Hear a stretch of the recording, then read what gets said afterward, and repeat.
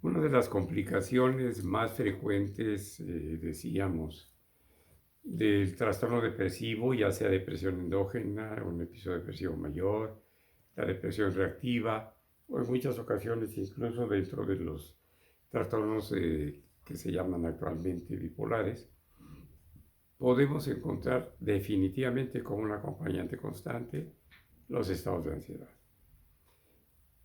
Hay una ansiedad generalizada, hay una ansiedad nada más así como trastornos de ansiedad, y hay algo que se da por episodios, por crisis pequeñas, que se llama, por supuesto, crisis de ansiedad, y en inglés panic attack, ataque de pánico, aunque curiosamente los textos en castellano también aceptan el término panic attack o ataque de pánico eh, de manera frecuente, entonces ustedes pueden decirlo o llamarlo como quieran, si lo padece o no lo padece alguien conocido.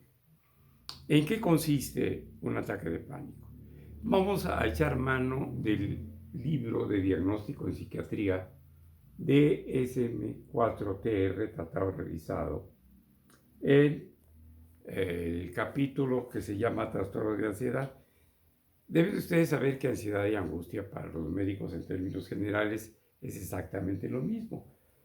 Y también tomando en consideración los mismos criterios que ya trae consigo esta guía de consulta de los criterios psiquiátricos para diagnóstico ya DSM-5. Esto es como la Biblia en psiquiatría. Y voy a pedir nada más que si me pueden iluminar un poquito porque no voy a poder leer algo que es indispensable que lea para ustedes en este momento.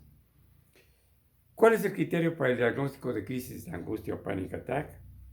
Primero, la aparición temporal y aislada de miedo o malestar intensos, acompañada de 4 o más de los siguientes síntomas que se inician bruscamente y alcanzan su máxima expresión en los primeros 10 minutos.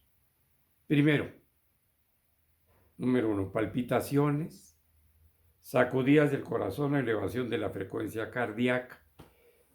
La mayor parte de ustedes, con información, pues le llaman a esto correctamente taquicardia.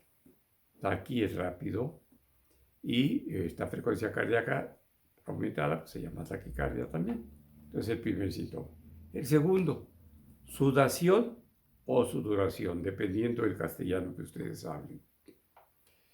Y a veces el paciente agrega, es una sudoración pegajosa y fría, doctor, no es como si estuviera sudando por calor. 3, temblores o sacudidas. Muchos de ustedes han experimentado cuando tienen temor, cuando tienen miedo, cuando tienen alguna fobia, temblor que se manifiesta básicamente en las manos, pero puede sentirse temblor en todo el cuerpo. Incluso algunos de mis pacientes dicen, doctor, siento temblor en todo el cuerpo por dentro, entre comillas. Número 4, sensación de ahogo o falta de aliento. Los médicos le llamamos en términos clínicos disnea, la falta, la sed de aire. Número 5, sensación de atragantarse. Número 6, opresión o malestar torácico. La sensación de molestia en el pecho, de opresión, que hace que muchos de inmediato piensen en que pueden tener un ataque cardíaco, ¿verdad? 7, náuseas o molestias abdominales. Nos han dicho muchos pacientes que incluso sienten el deseo inminente, urgente, de ir a evacuar el intestino cuando tienen el ataque de pánico. 8, inestabilidad, mareo o desmayo. Es muy frecuente que nos digan mareo o inestabilidad. El desmayo no es tan frecuente en los ataques de pánico, pero llega a ser en algunos pacientes cuya ansiedad es verdaderamente severa. 9, que es un síntoma difícil de precisar, de realización es la sensación de irrealidad. O despersonalización, como sentirse separado de uno mismo. O llegar a sentir o a pensar, no me puede estar pasando a mí, no me está pasando a mí, es como si no fuera yo. 10, miedo a perder el control o volverse loco. El 11, miedo a morir, que eso es frecuentísimo. Y es a morir obviamente de un infarto, porque tiene una presión precordial, tiene una taquicardia, o a tener un accidente vascular, ¿verdad? Vascular cerebral. Desde luego, las parestesias, que es la sensación de entumecimiento u hormigueo, siento dormida las manos, o doctor, siento que se me duerme la cara, hasta la lengua, siento el cuerpo dormido. Y por último, los calosfríos o escalofríos, como dice la gente, y o sofocaciones. ¿Y esto qué es? Son oleadas de calor y que acompañan a la sed de aire o disnea. Este es un ataque de pánico. Frecuentemente el ataque de pánico se va a acompañar de otro síntoma que se llama agorafobia. ¿Qué quiere decir esto?